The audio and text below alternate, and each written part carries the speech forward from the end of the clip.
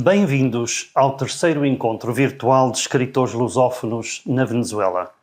A edição deste ano é dedicada à escritora Agostina Bessa Luís, cujas comemorações do centenário do nascimento, ocorrido a 15 de outubro de 1922, em Vila Miã, Amarante, em Portugal, se estenderão até ao próximo ano. A Embaixada de Portugal em Caracas une-se a esta efeméride tão importante para a língua e para a literatura lusófonas. A obra que Agostina Bessa Luís nos legou é um monumento de genialidade que inovou e alterou o panorama da literatura que usa a língua de Camões. Agostina Bessa Luís, que nasceu há apenas 100 anos, um lapso de tempo que é curto quando visto pelo prisma da história, passou rapidamente a fazer parte integrante da cultura lusófona de um modo tão íntimo que já se tornou hábito referirmos-nos a ela apenas pelo nome próprio, Agostina. Agostina é uma das escritoras mais singulares e fascinantes da literatura portuguesa do século XX. É autora de uma vasta e diversa obra literária composta por romances, contos, biografias, peças de teatro, ensaios, livros infantis e de memórias. Viveu momentos cruciais de mudança na história de Portugal e na história universal. Ler um livro de Agostina é um exercício contínuo de filosofia, de encontros e reencontros com os nossos mais íntimos pensamentos. É o que acontece quando a escritora nos fala do papel da memória na nossa existência. O que melhor fixamos é o que amamos, escreveu ela com toda a simplicidade de quem levanta um véu sobre uma verdade que de outro modo poderia passar despercebida. O terceiro encontro virtual de escritores lusófonos realizar-se-á de 26 a 30 de dezembro e será transmitido pelos canais da Coordenação de Ensino de Português na Venezuela e do Correio da Venezuela. Também poderá ser visto através da página de Facebook da Embaixada de Portugal em Caracas. Este evento conta com o apoio da Embaixada de Portugal, do Instituto Camões, da Coordenação de Ensino de Português da Venezuela, do Instituto Português de Cultura, do Festival Literário Internacional de Poços de Caldas no Brasil, do Correio da Venezuela e do escritor moçambicano Delmar Gonçalves, que tem dado um valioso apoio através dos contactos que tem facilitado com alguns escritores lusófonos, entrevistados em anteriores edições deste encontro, assim como na edição de hoje.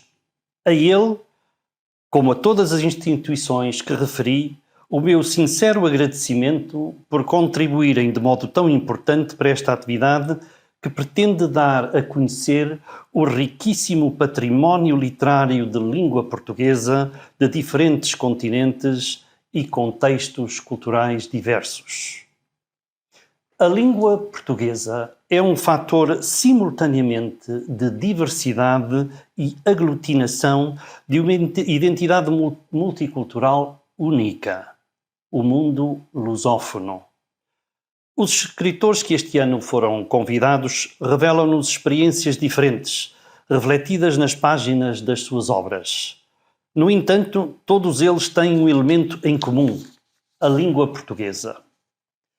No encontro deste ano, teremos a oportunidade de ouvir e falar com o jovem escritor português Afonso Reis Cabral, vencedor do Prémio Leia em 2014, com a Cátia Bandeira de Melo Gerlach, escritora brasileira que em 2018 foi galardoada com o Prémio Escritora Sem Fronteiras do Brasil. Com o poeta e escritor moçambicano Carlos Paradona Roque, atual secretário-geral da Associação de Escritores Moçambicanos, e com o historiador e escritor macaense Jorge Alberto Rangel, atual presidente do Instituto Internacional de Macau. Iremos também ter o prazer de conversar com Maria Fátima Marinho, uma das maiores especialistas da obra de Agostina, docente da Faculdade de Letras da Universidade do Porto e autora de várias obras na área do estudo da literatura portuguesa.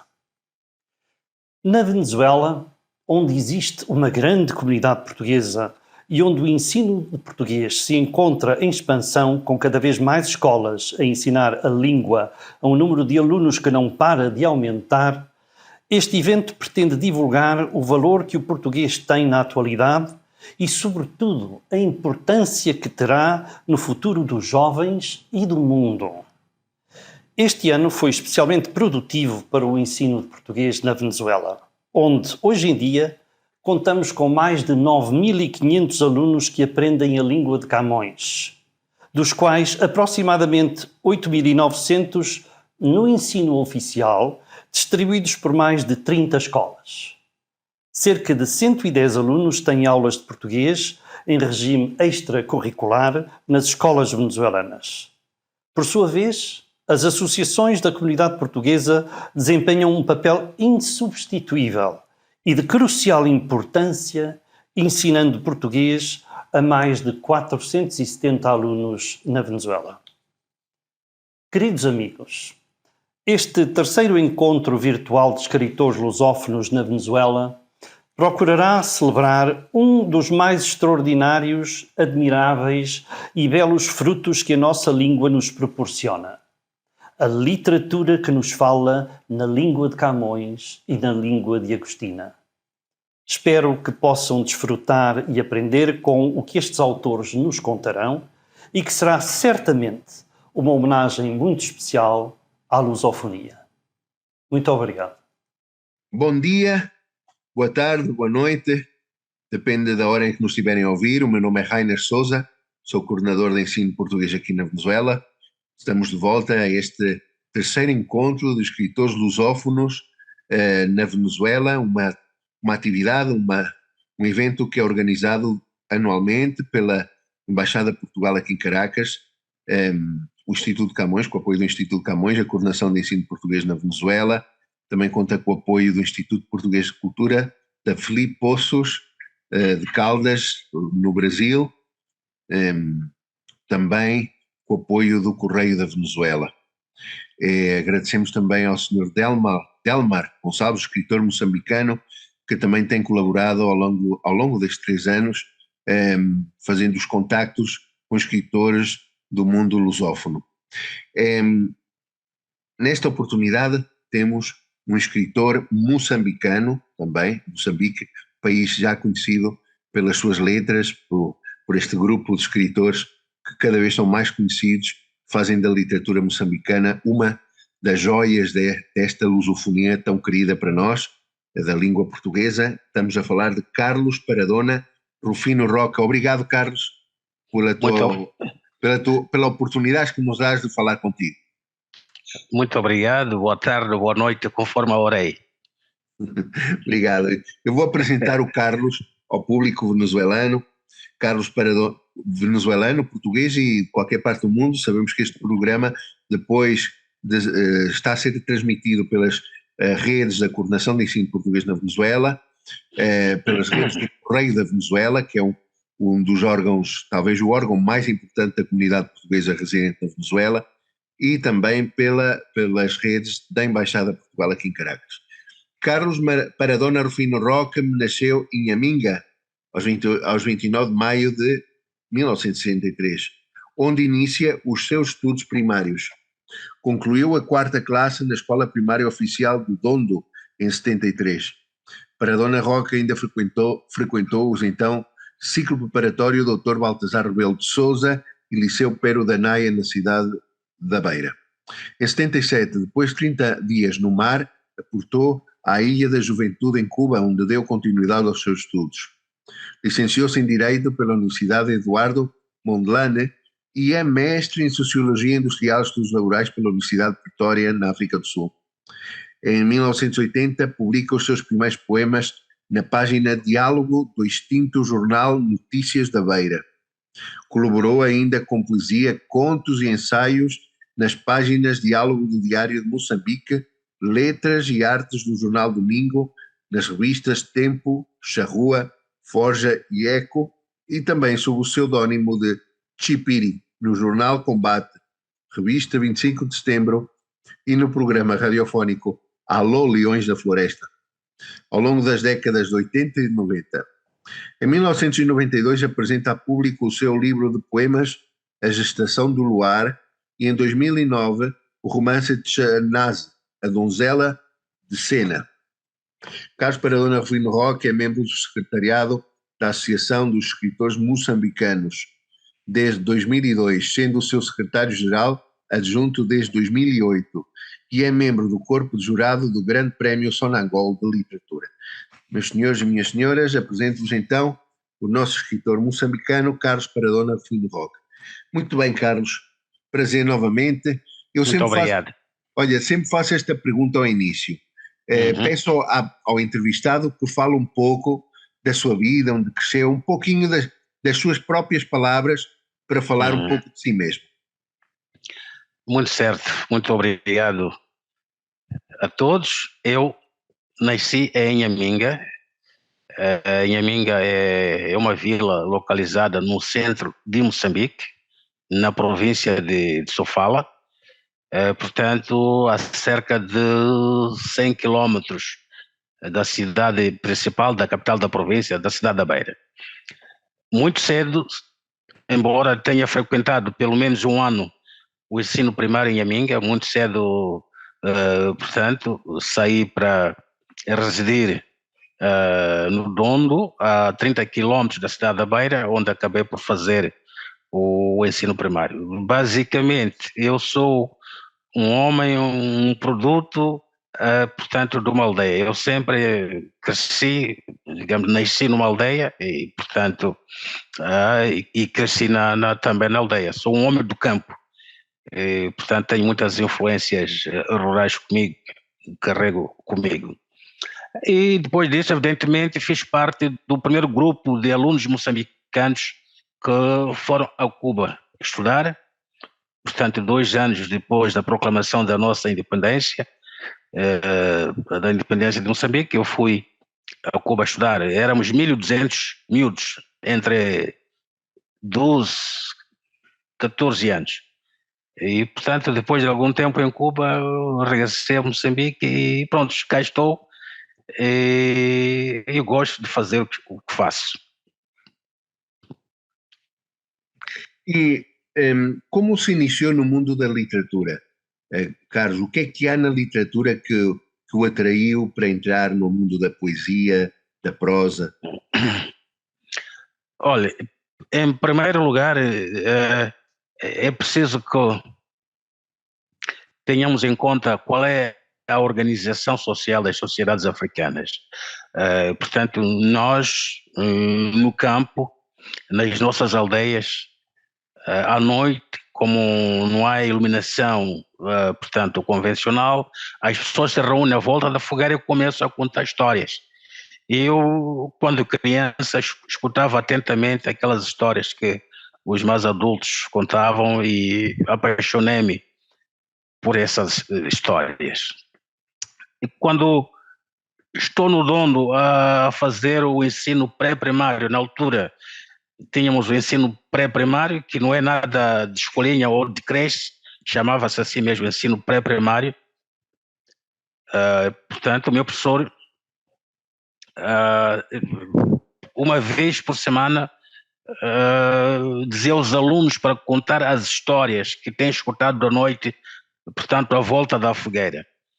Eu me lembro que eu tinha muitas histórias na minha cabeça que também ouvia, contei e era um vencedor assíduo, digamos assim, a nível da turma. O professor gostava de estimular que os alunos pudessem contar as suas histórias. E depois disso, já na escola primária oficial, quando chega o dia do pai, o professor, nesse caso era uma professora, pediu aos alunos para que fizessem poemas alusivos ao pai, por ocasião do dia do pai. Nessa altura, eu já era órfão de pai, e eu disse à professora que, sendo eu órfão de pai, como é que vou escrever um poema sobre meu pai? Então a professora virou-se para mim e disse: olha, faça de conta que o teu pai está vivo, faça lá um poema. Então fiz meu primeiro poema, portanto, estou a falar de 1972, 73, 72, porque faço a quarta classe em 73. E então, pronto, a partir dali comecei, digamos assim, a ter gosto pela literatura.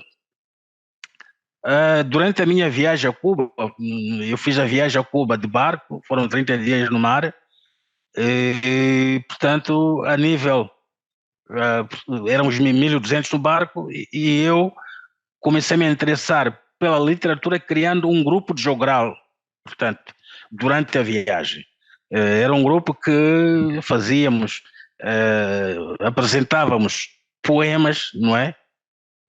Aos nossos colegas, outros apresentavam danças, etc., ou música, mas o meu grupo que eu criei num navio apresentava os poemas. E, em poucas palavras, é assim como nasce o bicho literário nas minhas veias. Uhum. Exatamente. Começou com a poesia, Carlos. Pessoalmente, o que é que há na poesia que tanto o fascina? Eu comecei na poesia porque a poesia tem que ser bela. Portanto, se não for bela, não é poesia. A poesia tem que ter uma carga estética, tem que ter uma carga lírica. A poesia deve ser cativante, e quando não for cativante, não vale a pena termos a poesia. Eu acho que eu achei na poesia um chamamento à beleza. A poesia chamou-me à beleza, chamou-me, portanto, aquilo que posso designar ao convívio salutar com a vida. Ou seja, a poesia puxa-nos para o imaginário. Então isso despertou a minha inclinação à poesia, portanto, e daí que enveredei pela poesia, no início da minha carreira literária. Quais são os temas que aborda na sua poesia?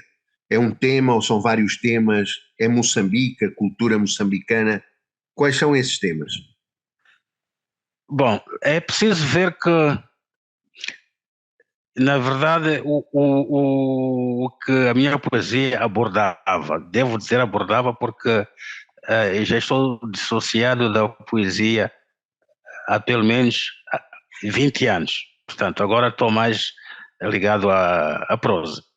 E é preciso ver que no período em que o nosso país passa após a independência, a partir dos anos 80 até os anos 90, o Moçambique passa por uma situação de crise. Havia uma crise humanitária derivada da guerra, portanto, que na altura era incentivada pela África do Sul e a Rodésia, não é? E depois também havia uma situação de carências em tudo, devido a tal guerra. E, portanto, a poesia na altura, a minha poesia na altura, era uma poesia de lamentação, era uma poesia de crítica social à real que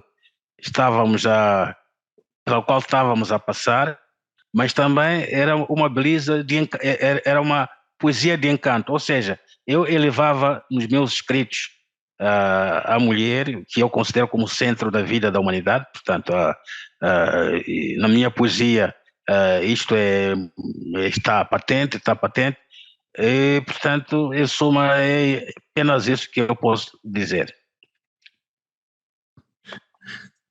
Tens algum poema aí contigo que gostarias de declamar? Tal como acabei de afirmar, estou desligado do meu mundo da poesia, exatamente. Mas é um poema, não vou citá-lo todo, mas é um poema que eu gostei bastante, que está no meu livro Estação do Luar, que é um poema para uma amiga distante ainda por nascer. Portanto, só me lembro do título e não posso adiantar mais o conteúdo do poema, porque também já há muito tempo que não vejo o poema. Estou a pensar em fazer a segunda edição do meu livro, portanto não estou ainda com o poema na mente, mas lembro-me deste título poema para uma amiga distante ainda por nascer. Que bonito, Exatamente. bonito. Agora falando um pouquinho da sua veia como romancista, Carlos, o que é que o atraiu para a prosa? E de que maneira se tem envolvido com a prosa nos últimos tempos? Olha, eu acho que na poesia eu não conseguia retratar tudo aquilo que vem dentro de mim, tudo que vem dentro da minha alma. Eu encontrei na prosa a melhor forma de exprimir aquilo que ocorre em termos literários pelas minhas veias. E, nesse sentido, através da prosa, consigo explicar-me com mais profundidade e também porque cheguei à seguinte conclusão: durante as noites na minha aldeia, à volta da fogueira, ninguém declamava poemas, eram somente a contagem de histórias. Portanto, as narrativas que passaram de geração em geração, que normalmente era muito raro aparecer alguém a declamar um poema. Ou seja, não conheço nenhum poema que tenha passado de geração em geração e que tenha sido declamado durante as noites de fogueira. Então eu fiquei mais influenciado por narrativas. Daí que quando faço meus textos em prosa, inspiro-me nas noites em que, portanto, eu era um escutador atento daquilo que se dizia e o que se contava. Deste modo, acho que pela prosa, através da prosa, consigo exprimir-me melhor e eu consigo, portanto, derramar para o público o que vem nas minhas veias, o que escorre nas minhas veias. Uhum. Muito bem. De todas as obras que tem publicado, tem escrito, quais são aquelas que possuem um significado especial para si? Bom, a minha prosa, o meu primeiro livro de prosa, não é? O meu primeiro romance é o Tchanazi, a Donzela de Sena. Este livro marca-me tanto, marcou-me muito. Primeiro, era o primeiro livro, não tinha, digamos assim, tinha medo do público, né? O público estava habituado a ler-me em poesia e de repente eu apareço com um romance. Então, tinha receio que o livro fosse mal recebido pelo público. Pelo contrário, este livro foi um sucesso. Portanto, o meu primeiro livro foi um sucesso, foi bem recebido. E, para a sua informação, este ano ganhou o Penny International British Award. Portanto, está sendo traduzido para a língua inglesa através da editora, como é que se chama? Uma editora britânica, cujo nome já é a Daedalus, uma editora britânica virada para a África. Portanto, este livro marcou-me. Evidentemente que há outros meus livros que me marcaram. Está o Nsai Tiassassa Virgens de Missangas, cuja versão em espanhola procedi à sua apresentação pública antes de ontem em Alicante, na Espanha. Portanto, é um livro bastante interessante. Este livro é quase uma cópia de uma história que eu vi quando criança. E tenho outros livros que me marcam, porque eu sempre sou marcado pelos meus livros, porque pelo esforço. Portanto, eu, antes de publicar, sofro muito. Vejo, revejo, vejo e revejo. Então, isso marca-me, porque, quer dizer, tem que se publicar uma coisa que o próprio autor esteja convencido que vale a pena entregar ao público. Então, isso é marcante, é marcante. É apenas isso. Sim, senhor. Sim. Há pouco tempo foram apresentados no auditório da sede do CPLP dois livros seus, Carota Kata, feitiços e ritos. Enxacatia. E Shakatia, feitiços ritos. E moeda nos labirintos dos ritos de iniciação. De que tratam essas suas duas obras? Primeiro vou falar sobre o romance Garota Enxacatia, Feitiços e Mitos. É uma obra que, tal como eu disse,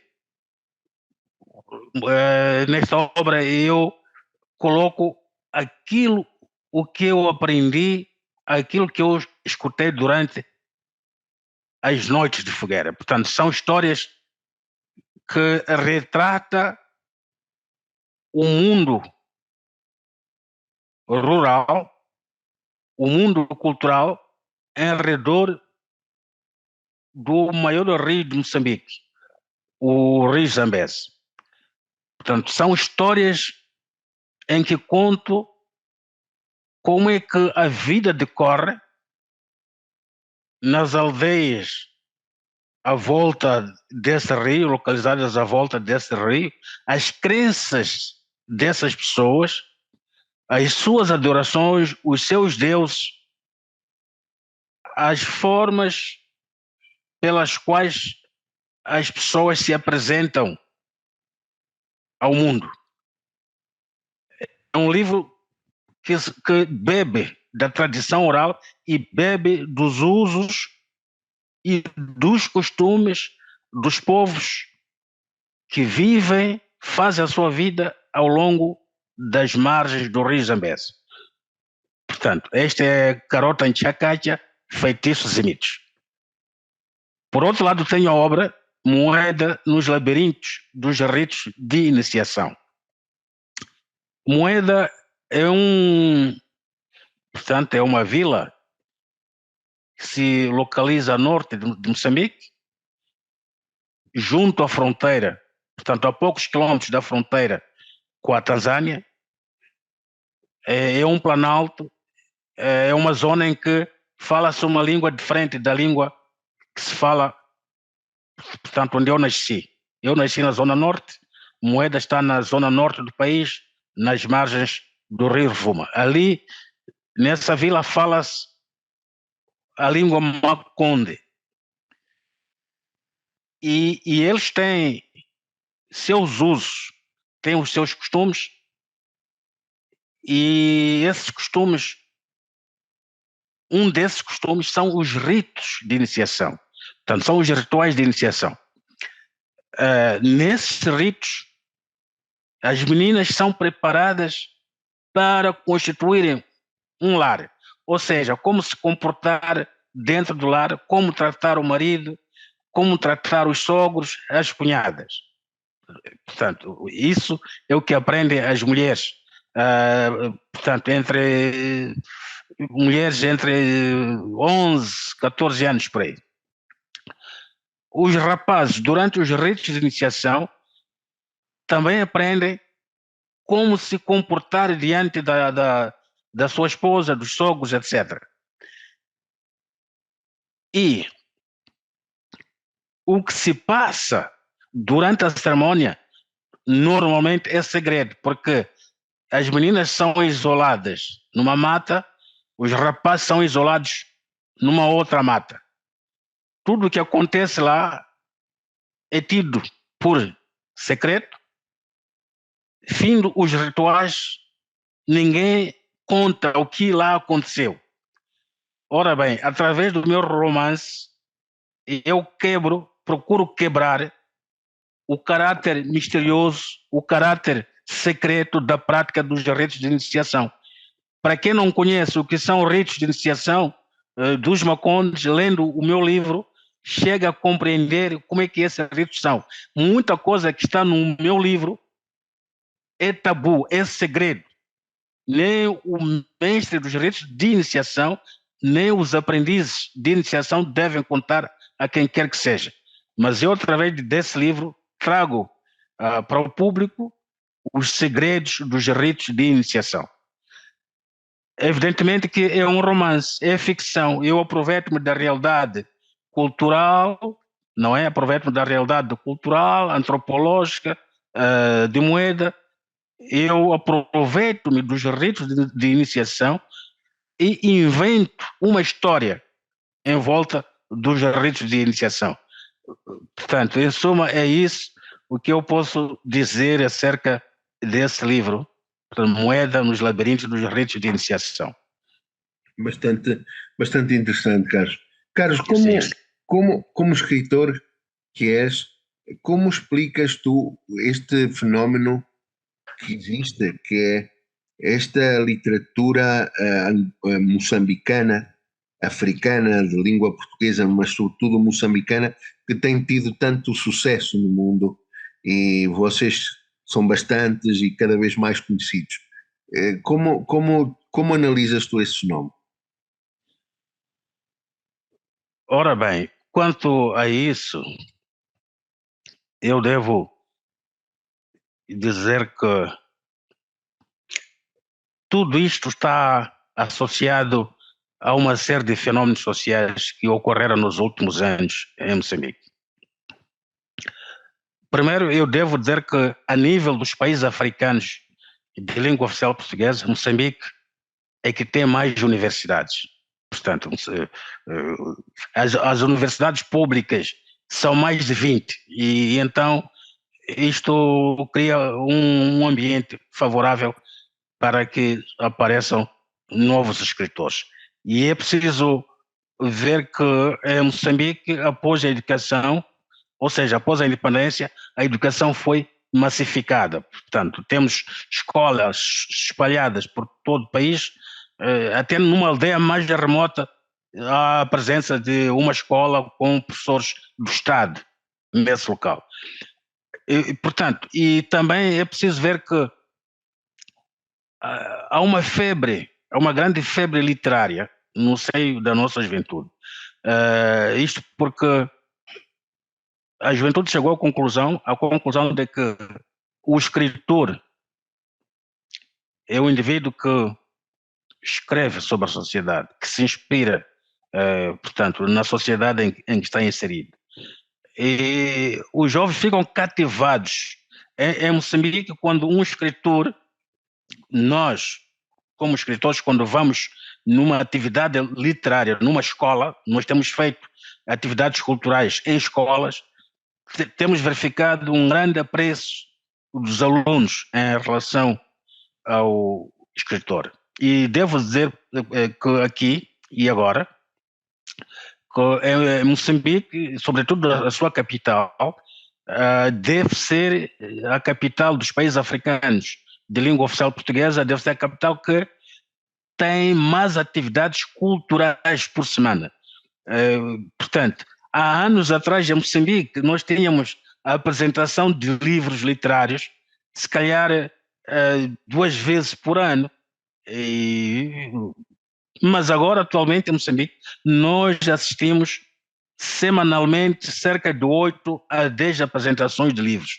Portanto, aqui há uma grande produção literária por parte dos moçambicanos, o que para nós é muito bom, é uma forma de podermos dar o nosso melhor ao público e também é uma forma de fazermos conhecer a nível do mundo, portanto, a literatura moçambicana, a cultura moçambicana, aquilo que os moçambicanos são. Muito bem. Para terminar, Carlos, como vejo o futuro da lusofonia, da língua portuguesa em África e no mundo? Bom, primeiro devo dizer o seguinte, para nós, os moçambicanos em particular, consideramos que